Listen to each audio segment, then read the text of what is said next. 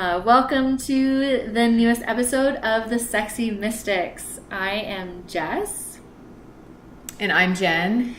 And today we are so excited because there has been plenty of men bashing in the world, and today we want to do men gushing. We want to gush about men in this planet, in our existence, that have touched our lives, have touched others' lives, have inspired us, motivated us, moved our hearts and souls, and we want to honor you. So we've actually also recorded an audio version of this as well, so that you can listen to this and remember and fall back into knowing that we as women love you men on this planet, especially with the feminine rising, especially with the divine feminine coming back in. It is also so important that we honor and appreciate and exude our love and admiration for men. Yes, it is. And I don't think that men get enough credit. I think that so many women, and I see this happen all the time, so many women are devaluing men, starting from their sons all the way through. And I'll give you an example of something I saw. I saw this quite a few years ago, actually, but it always stuck in my mind. And I was at the airport, which I always am, and I was checking my bags in, and there was a woman next to me checking her son in, and I don't remember how old her son was. He was probably 12 years old, and I guess she was flying him to see his father. And I remember her saying that she would do anything to get rid of him, and then laughed about it because she thought that it was a joke. But that was such an emasculating thing for that little boy. And I felt so sorry for him in that moment, but I also felt sorry for her because she didn't realize what she was doing to his little soul, to his little heart, that she would say something like that. Even if she was joking, that's not a joke. Like, that's something to take very seriously. And so I feel like women, they've learned these patterns and these behaviors from the women before them, who were maybe stuck in marriages for 50 years, that they were very unhappy. They felt trapped. They felt like they couldn't do anything. And then they're raising up these daughters who are disrespecting men because they never saw respect in their own home. And so anyway, as like Jess was saying, as the feminine rises, then we have a responsibility as women to continue to honor men and women in the awakening of this planet. And so that is why Jess and I decided to do this video today, because we are seeing that it's very, very lacking in our society and in our culture right now. Yeah, and my heart sank as I heard that story, Jen. And there's all these micro moments where men, boys are emasculated, are told not to feel, to suck it up, to be strong, to not cry, don't be a sissy, all these things. And from the healing work that Jen and I have done, and we've spent several years doing it, and we're willing to open up and do that, there are so many men that never get to address that, and yet that it kills the soul. It's those moments, those micro moments that we talk about, that first instance where we didn't feel loved, where we didn't feel perfect, and then we've created this filter, and then everything else feeds through that filter and reinforces that false belief and that false story. So I can only imagine how that affects men 10, 20, 30, 40, 50 and on down the road, of being so being taught not to be in touch with their feelings, being taught that it's not okay to express anything other than anger, right? It's like it's okay for them to be angry to a point, and then we're like, don't be angry. I've experienced that in my life, but the other emotions, like, those are not okay. It's not okay to cry. It's not okay to feel sad, or just all these other deeper things that it's okay for women to feel or girls to feel, and it's kind of expected, and women are just emotional beings, and we play into that whole story as well. But really preventing men from accessing these emotions that, I mean, we're all human beings. We have access to all the same emotions, and yet, some are okay to touch into, some are not okay. And so I really, really feel that for them. Yeah. Then the spectrum of emotions is how we live life to the fullest. And so if we have culturally shut down men and not allowed them to experience the spectrum of emotion, then we are not allowing them to fully become who they are. And then we want to punish them for the way that they behave or treat us. And so it's like this never-ending cycle of punishment and emasculation, and I don't understand you, you don't understand me. And it has to stop. We have to come to a better understanding of each other. And it begins with restraint. It begins with the moment when you can not lash out and not react to something that he said or did, and really step into, okay, why did he say that? Why did he do that? How is he feeling? This begins to get us in touch with more of who we are and what we're all about and our emotional scale, because, women as well, we've been taught to have this emotional scale that's about this big.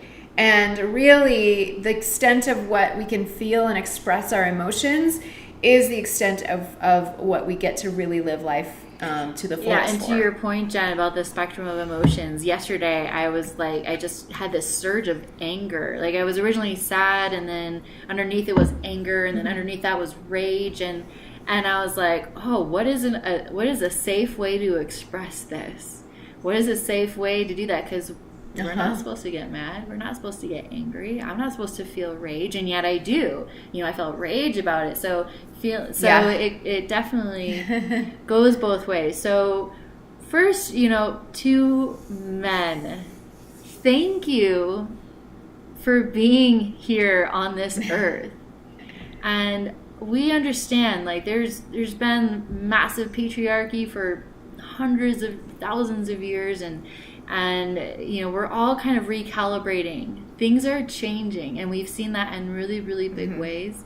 And I love the conscious male, like, so much. And I know that there are more and more conscious men rising up and waking up every single day. And I feel so blessed to know several of them, and they touch my heart and soul in such deep, profound ways.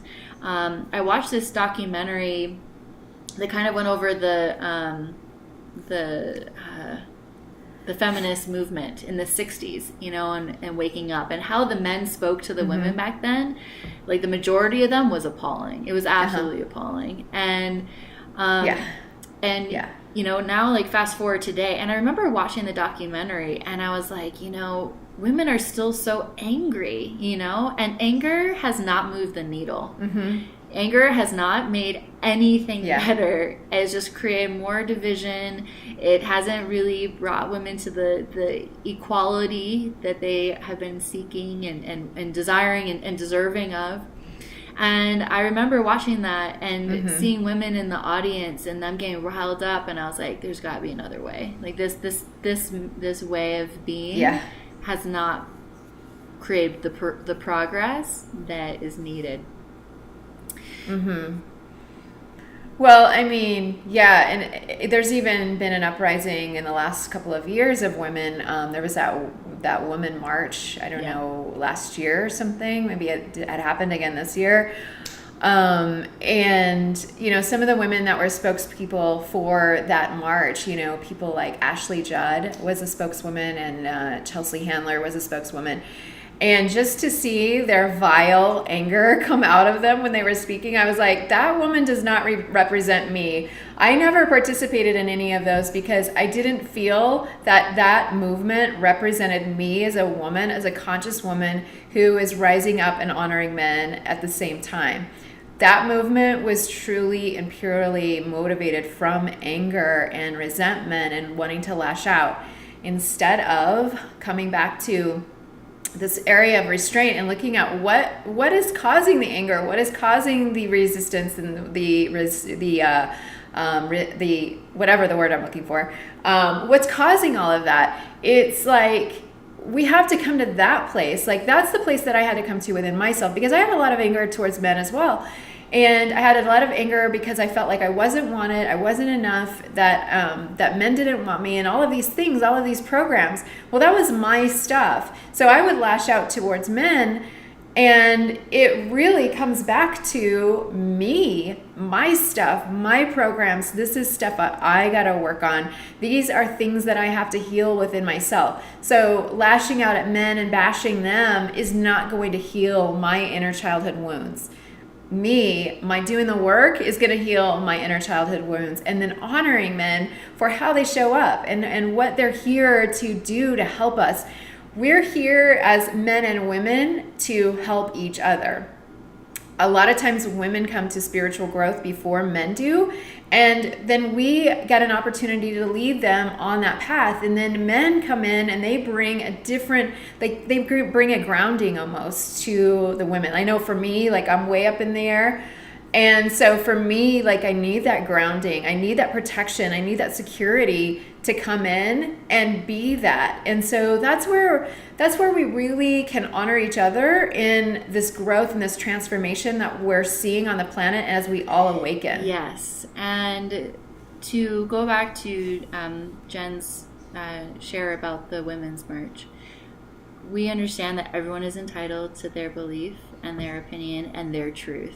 And there is, we honor that. So for those who did go and that was their truth, we support you in expressing and standing for your truth. And I want to make sure that that's very clear for myself, and I'm sure Jen agrees as well, that we support everybody on their path. We support everybody on what they are seeking as their truth and their understanding. And Jen and I both understand that our points of view change as we gain new information, as we gain new insight, as we do our growth and our work and our development. So I bless and support everybody on their journey, and I want to thank you all for standing for what you believe in, because that is what creates change, is when we stand up for what we believe in. So today, Jen and I are sharing what we believe in, and it might be new perspectives for some. It might be in accordance and congruent for others. It might be a complete about face for others, or it might be totally in alignment wherever you're at. So thank you for being here and taking the time to listen to our share and our truth and our honoring of where we are currently in our lives, and who knows where we'll be feeling in 2 years or in a year. But in this moment, this is our truth. So I wanted to make sure that I really, really say that we support and honor everybody on their path. So men, let's get to the juicy stuff. I love you. I love men so much. And I was reflecting today on some of the men in my life that have come up, especially in the last few years. And I started talking about the conscious male. And my experience of the conscious male, they're so present and they're engaged in the conversation. They take in what we're discussing. They're willing to go at a deeper level.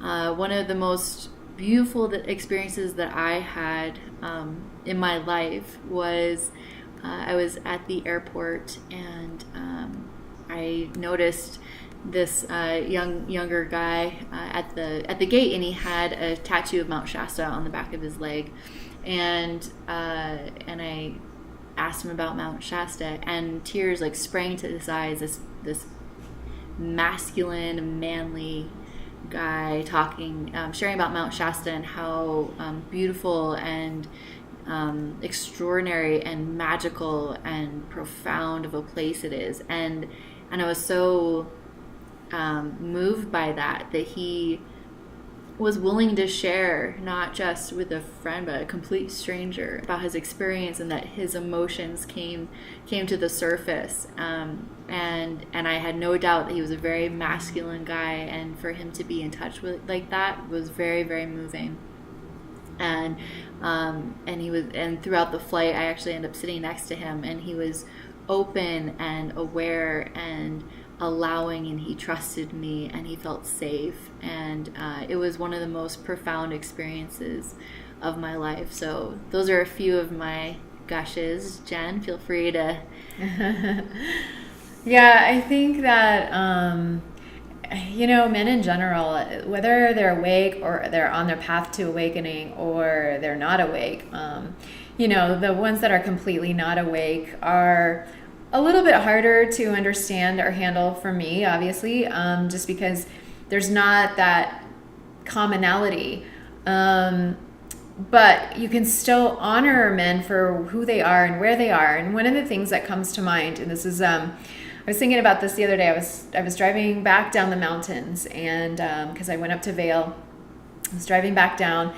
And, there's all these semi trucks out there, and I'm looking at these huge things and can't even imagine how you would even drive one of those things. And I was just remarking to myself, or just thinking to myself, look at these men who are away from home, away from their families, because they got to put food on their table. And they're willing to do that work. They're willing to transport our goods from one point to another point, through the mountains, through the heat, through the desert, through the winter, whatever the weather is, they're willing to do that, to have a job, to have a way to put food on their table, to support their family, to do what is necessary. I mean, think about how the roads got built. They got built by men.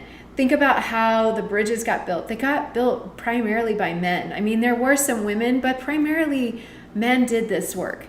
And when you think about what they have done for even the development of our country, whether it was a patriarchal society or not, whether women felt devalued at a certain point in time or not, they still played such a tremendous role in the development of our existence today, to be able to be women who can honor men, who are awakening, who have the freedom to do the things that we are free to do. Men did that. They fought on the front lines. They have done so much for us too. And here's the thing too, ladies, is if you're a lady listening to this, men want to protect, they want to honor, and they want to serve. And they want to serve you. But when you show up in a nagging or disrespectful way, then they cannot do that. They don't feel safe doing that. So I'm not saying that all men are like that, but there are a vast majority of men just waiting for you to show up in more of a feminine presence, and accepting presence, so that they can be who they truly are and who they're truly meant to be, so that we can have a more common relationship that is honoring to both people. Yeah, there's Jen brought so many beautiful points up. One is, I feel that men are builders. Women are too. Mm-hmm. Yeah. But men have that strength, that willingness to go to whatever great lengths. They were the explorers, they were the venturers, they were the ones that were seeking mm-hmm. out the new horizons, and being willing to make the sacrifices that was needed for thousands and thousands and thousands of years.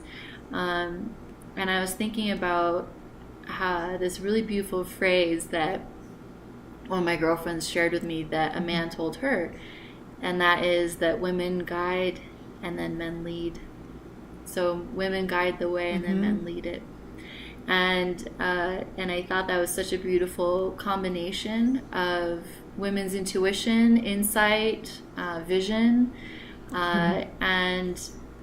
and faith, and then men's ambition, drive, trust, confidence, and leadership skills. Yeah. And again, this is obviously there's exceptions to every rule, and there's people. Both genders have all had a hand in the creation that we have, that we've built. But I think that's one of the key things too, is to understand that the world that we live in right now was a co-creation. It was a co-creation of where we are right now. And what we have, with the ability that we have to build moving forward, is another co-creation and a collaboration and a cooperation. So it is going to take both genders. And as I was reflecting on some of the older men that have been in my life, that have served as, as my dad, like you said, Jen, my father, he was a traveling salesman, and he was gone for days, weeks at a time, to provide a better life for my siblings and my mom, for our family growing up. And that was so hard. It was so hard to not have my father home. And I actually feel like that there was a part of me as my adult life being in traveling sales myself and having a region, because I wanted to understand that. I wanted to understand what it was like to be away from home and be away from your family, and yet having this drive, knowing that that to have a better life, it was going to involve being able to, for me, my understanding, my understanding and experience was that, it was going to take leaving home and being away from my loved ones, and my my security and my safety and my comfort and my understanding, and that consistency to leave that every week, and and keep building. And some of the things that men have provided for me is that many of them have seen my magic, and that they believed in me when I couldn't believe in myself, when I wasn't there yet. Feeling unconditional love and support, and honoring.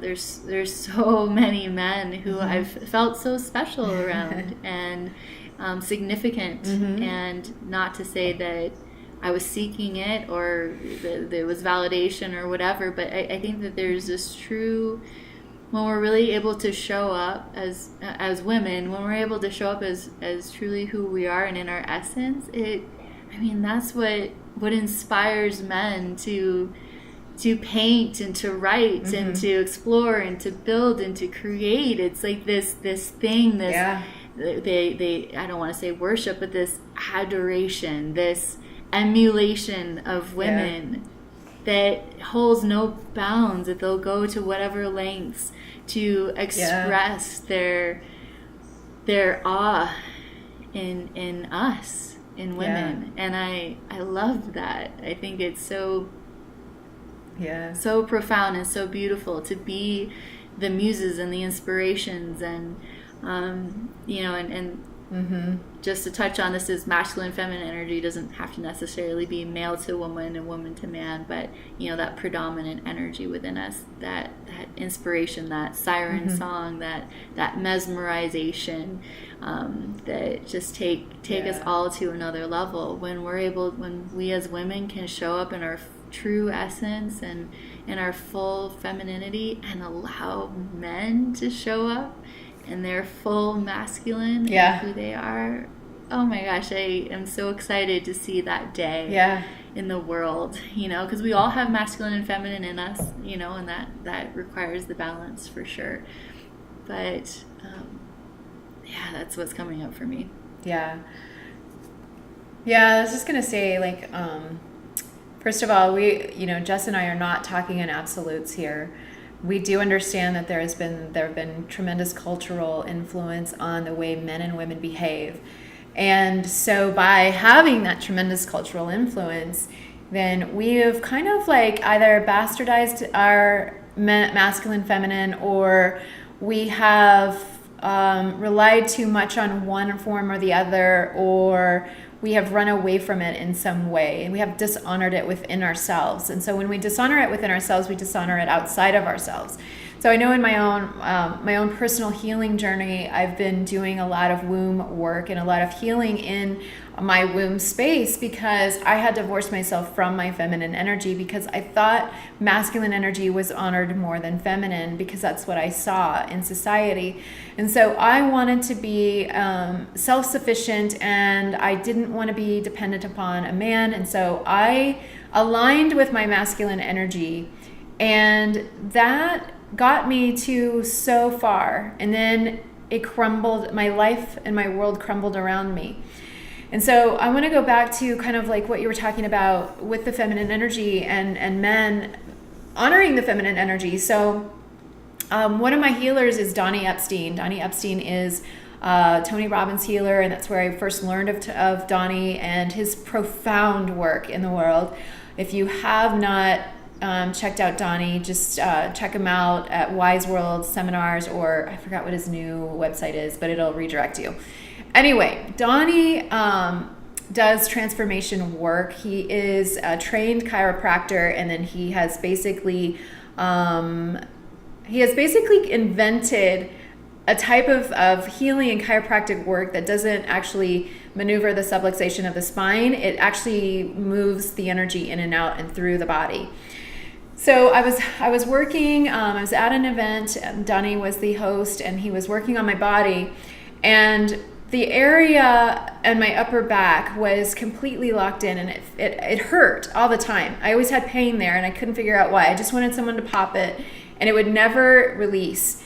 And so when Donnie got to that part on my back, he said, "This is you living from your masculine energy for far too long.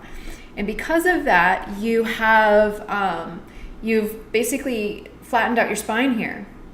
And so in order to get the curvature back in your spine, you have to begin to honor your feminine within you." And so what he displayed was that he displayed just what Jess was talking about, how when fully awakened masculine energy is in the presence of fully awakened feminine energy, the two are magnetized to each other. They cannot stand with each other. They're just like boom, magnetized. The woman falls backwards and the male worships. And so anyway, Donnie, he displayed that for me before with this other woman, and when he went into full masculine energy and his power, and how the feminine just went backwards. She had somebody to catch her.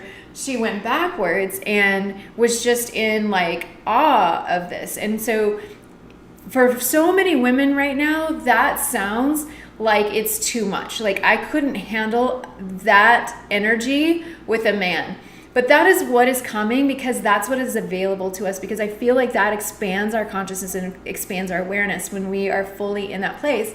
And so for men, was like what ended up happening was he turned around, and I had never experienced anything like this before energetically.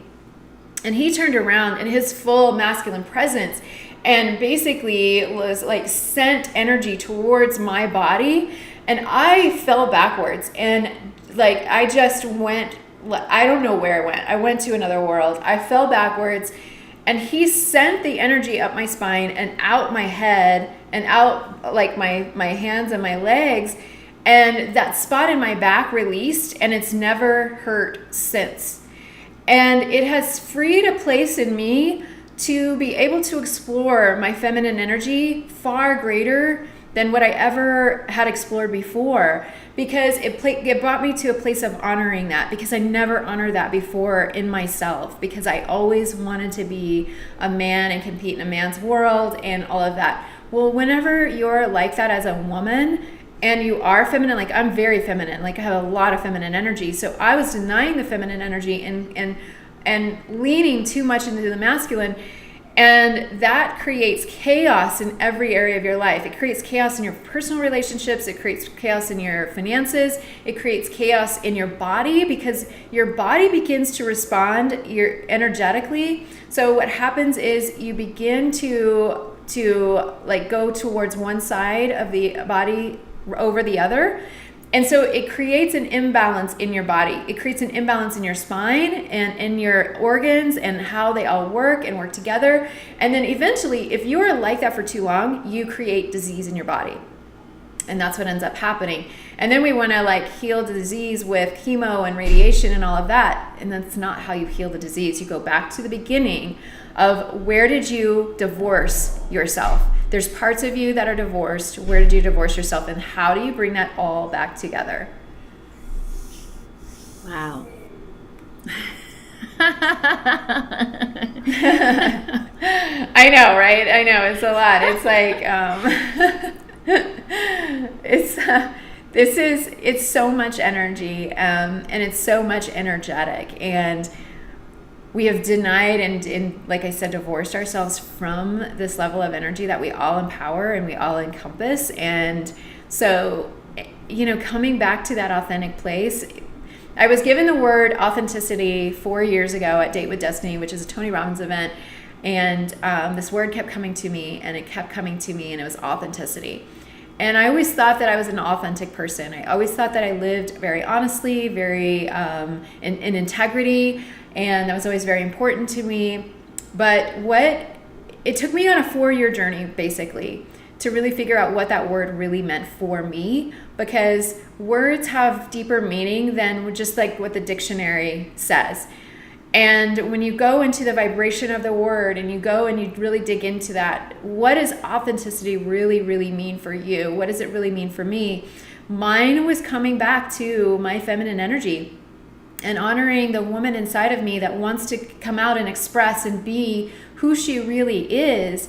That's where I was missing authenticity. So coming to that place of integrity within yourself is so, so important for your own healing and your own journey, in order to live your best life, in order to have like an amazing relationship with a man. You've got to come back to that truly authentic place as a woman, I think. And to that point about authenticity, it's kind of like, where do we go from here? It's like, okay, you ladies are saying great stuff. All right, I get it. Tapping in, being our full masculine and feminine energies within us, and honoring men and letting men just hold us, and and all that stuff. So how do we do that? And it comes down to, right now for me, like what I'm feeling is, it comes down to faith and trust. And I've really had such a challenge in the past with safety, with feeling safe. That was so important to me. That was that's one of our core needs, right? Is to feel safe and secure. And to have safety, there has to be a level of trust. And no amount of controlling others, as I've tried, and no amount of controlling environments, as I have tried, and no amount of controlling even my own life has provided the safety that I crave and know on a deep soul level is available and necessary. And so I believe that it comes down to having trust. Having trust for men and for women, for each other. I'm trusting that I'm going to open myself up to you, and I'm trusting that you're going to hold that space and container for me. And I trust that when you falter for me, I trust that it's because you're still gaining your own footing. And I trust that when I share what's of my heart, that you will do your best to be present and listen. And I trust that when you aren't able to be there yet, it's because you're also on your healing journey to learn your own truth and acceptance. And so to trust those things, to trust that we are all doing the best that we can. Yeah, I know. And that's a really challenging thing as I'm saying it right now. But to trust that it is. I'm doing the best I can, and that whoever shows up, man or woman, in my life, in conversations and interactions, that in that moment they're doing the best that they can as well. And if they're being triggered, if they're feeling, this emotion that has nothing to do with me or anybody else, is just what they're going through. I trust that, having trust to still show up. And I want to say too that there are really shitty upbringings, you guys, and there are also really shitty situations that are life-threatening, that are dangerous. And this is when you need to trust yourself and not think and not have that thought like, oh, well, I'm just going to trust, I'm going to feel safe, and I'm going to walk into this extremely abusive household. That's not trusting God in you. Like, if you know that isn't going to be a good situation, don't go in. Don't go into that. But when we're coming into a relationship and coming into an opportunity, and there's that kind of necessity to surrender to be able to go to that next level, to surrender to be able to go outside our comfort zone, and trust is absolutely the pathway to that, and having faith. So that's kind of what, after you shared, that's what came up for me.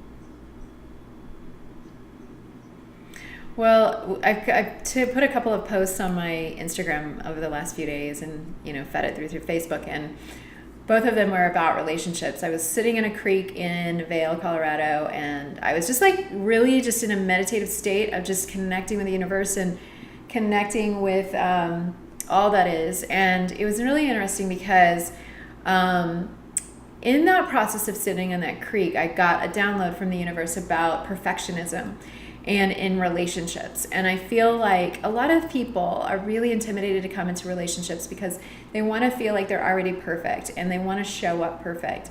And there's no such thing as perfectionism, as perfection. And so when you're showing up to a relationship, the vast majority of people, you have your first honeymoon stage of your relationship where you're getting along really well, and then all of a sudden things aren't so honeymoonish. And the reason why is because we are all here on this planet to evolve. We are all, we're all coming in at different stages of our own evolution, but we are all here to evolve.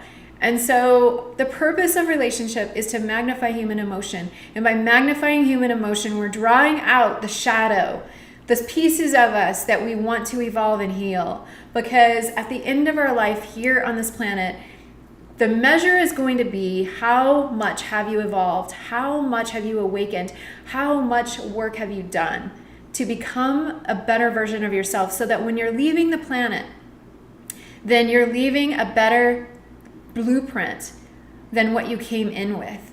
And so when we are in relationship, a lot of times we're perturbed.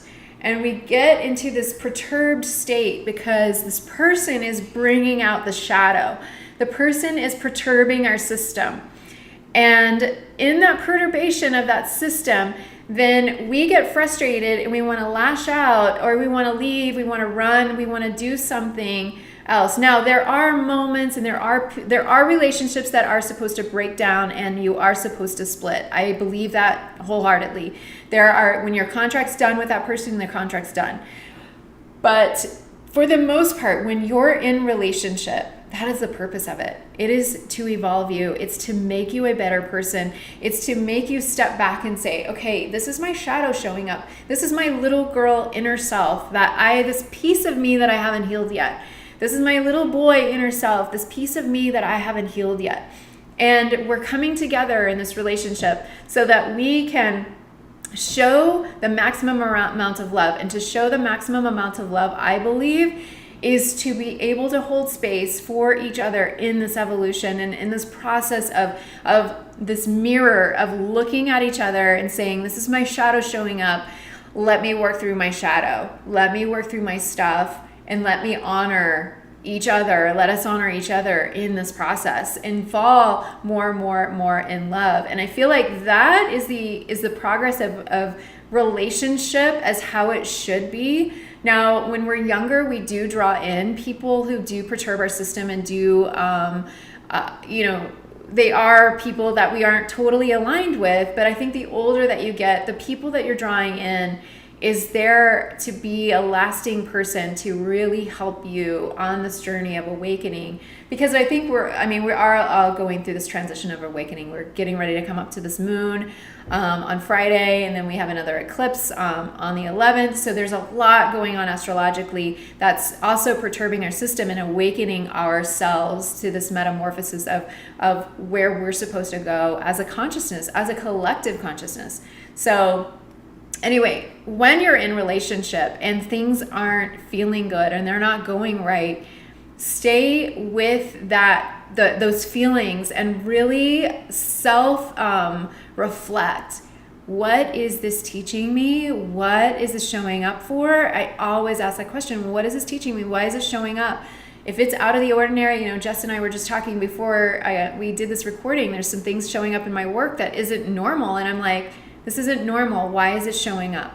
And there's always a reason, and it's always an opportunity for us to look at our shadow and to heal another piece of ourselves and to evolve another piece of ourselves. Yeah. Yes, to all of that. So as Jen was speaking, I was thinking about, what are some things that we can do to really honor men right now in this moment as women on this planet? And one, we've mentioned this a few times before. Alison Armstrong, please check her out. Please listen to her books, look her up on YouTube. Alison Armstrong, she is incredible. She's been studying men for decades, and she has such rich insight and wisdom and beautiful things. So many lessons, and one of my favorites is is the duct tape. Which she actually just posted something, I think, this last week about the duct tape challenge. So when we ask a man a question, we're not asking them a dozen questions. We're not giving them options of how to respond. When we say, how was your day? We don't say, and wait 20 seconds for them to respond. We're not saying, well, was it good? Did you do anything productive? Like, what was your, no. How was your day? And then you put imaginary duct tape over your mouth and you wait. Mm-hmm. And you wait and wait and wait and wait for them to go into the well and to really think about it and understand that if you can create that space for them to show up and express themselves, it's so beautiful. And I've done this many, many times, and I love it. So put the duct tape on, let the man speak, hold space, do not interject. Do not make a sound. Do not ask another question. Do not interrupt. Allow him. Hold the space. Smile. Take it in. Let them share and let them talk. And I promise you they're going to share more than you could possibly imagine, and way more than you would have as the nagging interrogator. And hold space for him. Yes. And even when he finishes speaking, still wait. And still hold on. And guess what? This has happened to me about 10 out of 10 times. He will suddenly have more to share and more to share. And you just hold the space. And until he says, I'm done, or asks you a question, hold that space for him. And I promise you, it will be a really beautiful and enriching, enlightening, and profound experience for both of you, because you will learn so much about his heart and soul and his mind and some deeper emotions than maybe he's used to accessing. And for him, he will feel heard, he will feel listened to, he will feel understood. Just like when we're women and we just want to talk, and we don't want a solution, to just listen. Give them the same opportunity to just listen and take it in. And another thought, and I know, Jen, you mentioned about the compartmentalizing thing, so we'll get to that in a second. But another thing I thought of, especially if you're in, it doesn't matter if you're in a relationship with a man, making a list of what you're grateful for, and either adding to it or rereading it, or taking that in every single day of what you're grateful for about your partner or this man in your life, or men in general. And I've really enjoyed myself of locking eyes with men when they're talking. if I'm face to face with them, of holding their gaze. Mm-hmm. And that is pretty special Mm-hmm. too, because that's another cue for them that I am present and I am focused and I am in tune with what they're saying. Yeah, and I think the important part too is that women are connectors. We want to feel connected. And so when we give men the space to communicate and they communicate to us, then we feel connected. We feel that much more safe and secure with that person. And so it strengthens your relationship as well, because you are in that feeling and in that moment of like, oh, wow, like he's really sharing with me, you know? And if you've never been able to hold space before, then he may have never shared with you. And so you may have, been disconnected for a long time. But when you go in and you start to practice this work, then you can really intensify and really magnify your relationship to something very beautiful. Jen, do you want to share about when they come home? Yeah, one of the things that Alison Armstrong talks about when a man comes home from work or from whatever he's doing, to give him space, because men have compartmentalized brains. Women, our brains are like, shoo, like we're like one, and our hemisphere, left and right hemisphere in the middle is connected. Men's are not. It's different, and everything is in a compartment. So they have to access the compartments.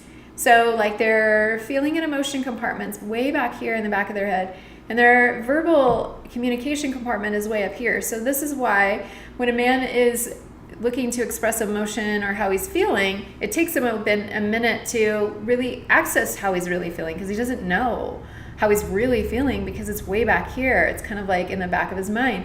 So it has to travel to the front of the mind, across the hemisphere, and into the verbal and communication part of his brain. So a lot of women want men to respond like that to how they're feeling and emoting and all of that stuff. And they're not going to as fast as we can. And so you have to give him space in order to transition from one thing to another. So if it is in communication, it's that. If it's coming home from work or coming home from being with his friends or whatever it is, you have to give him space to transition from that activity to the other activity. One of the other things that Alison Armstrong talks about is that if you need to talk to him about something very important, schedule a time. Like, I know that sounds stupid to us because we're like, we should just be able to blurt out whatever it is that was concerning us to the person that we love and we're in a relationship with.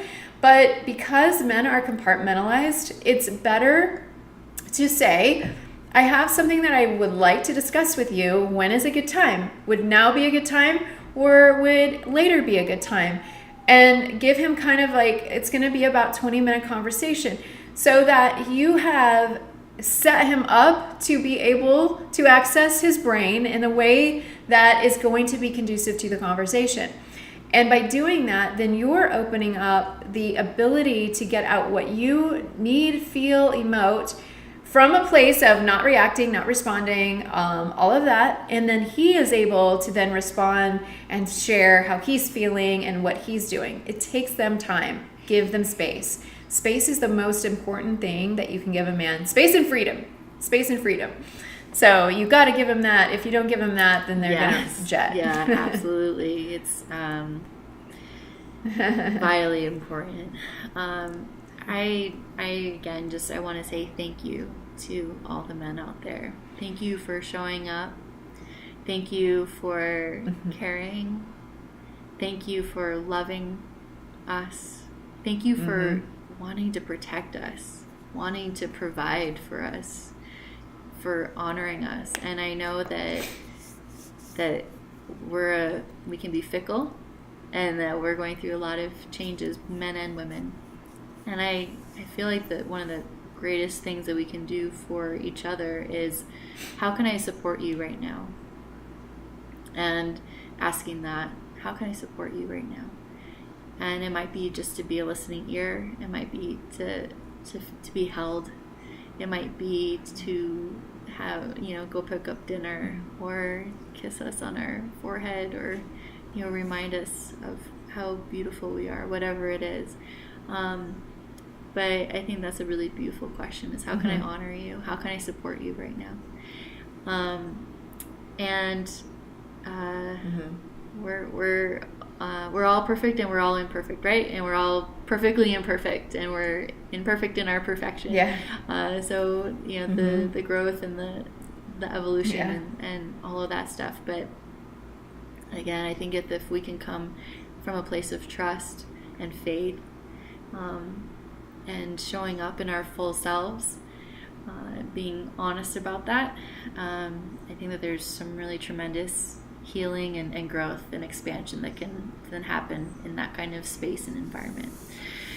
So for men, do we have any resources, Jen, that we can direct men to, you can think of?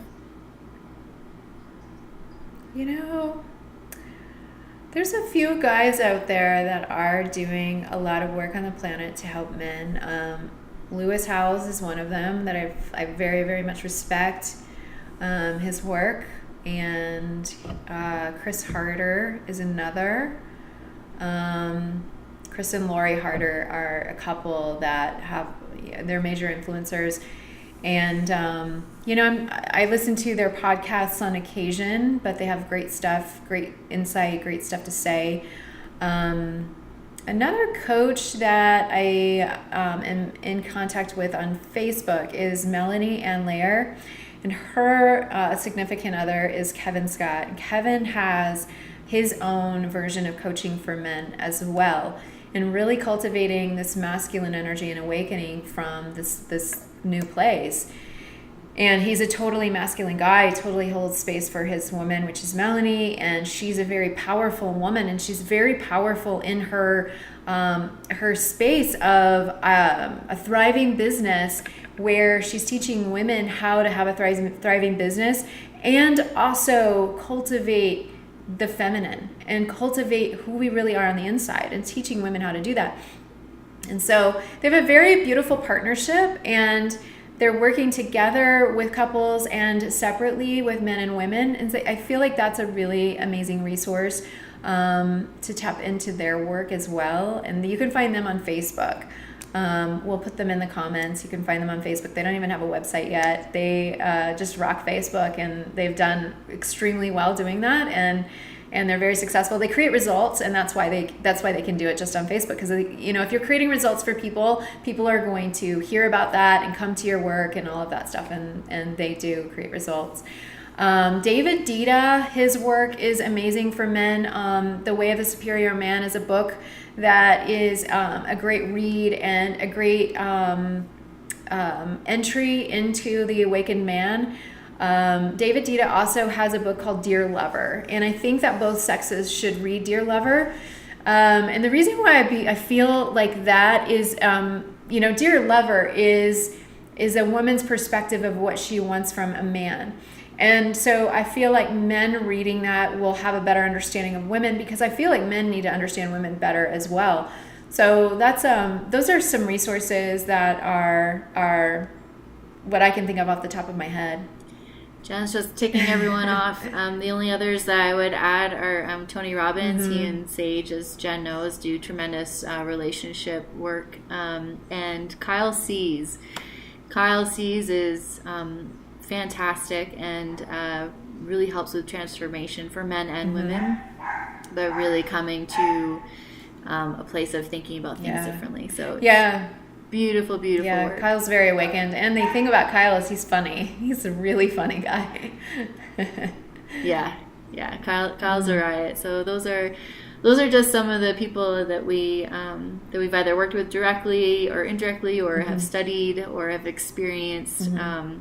But we really, really honor you men, and gosh, I think about the men that are stepping up, and I love seeing you with kids. Oh my gosh, I love seeing men in our age and our generation with children. It is so beautiful and heartwarming, and it melts me, and it gives me so much hope for the children that are in this world and what they're going to grow up to be with these evolved, engaged, present, Fathers. Supportive fathers that are so beautiful. So I appreciate that. So thank you for doing the work. Yes. Thank you. I feel complete, Jen. Yeah, I How feel do you complete feel? too. Yeah. Okay. So thank you all so much for coming and being a part of this episode. Of course, our conversations completely take different turns and twists and journeys. So it seems pointless to come up with like an agenda of what we're going to talk about. Because it just leads us to this, beautiful point. But hopefully you got something, you got several things of value in here. And know, again, that we honor and support everybody's path and everyone's journey. And know that there's growth in it for everybody. But the growth is necessary for the evolution of our planet and where we need to go. So Jen and I are not doctors. We're not licensed professionals. We're just two women who are on our path of journey and self-growth and healing and expansion. And we wanted to share what we've been through in the hopes that it helps everyone rise. All right, guys. Well, if you like this video, please give us a thumbs up. And if you have a friend that needs to hear this message, something resonates within you, and you're like, oh, I know she or he is going through this, please share this video and get the word out on this whole feminine rising and honoring the masculine in this process. And we look forward to seeing you all on our next episode. Yes, absolutely. Take care, everyone. Thank you. And may your life be blessed and joyful. Thank you, guys. Bye.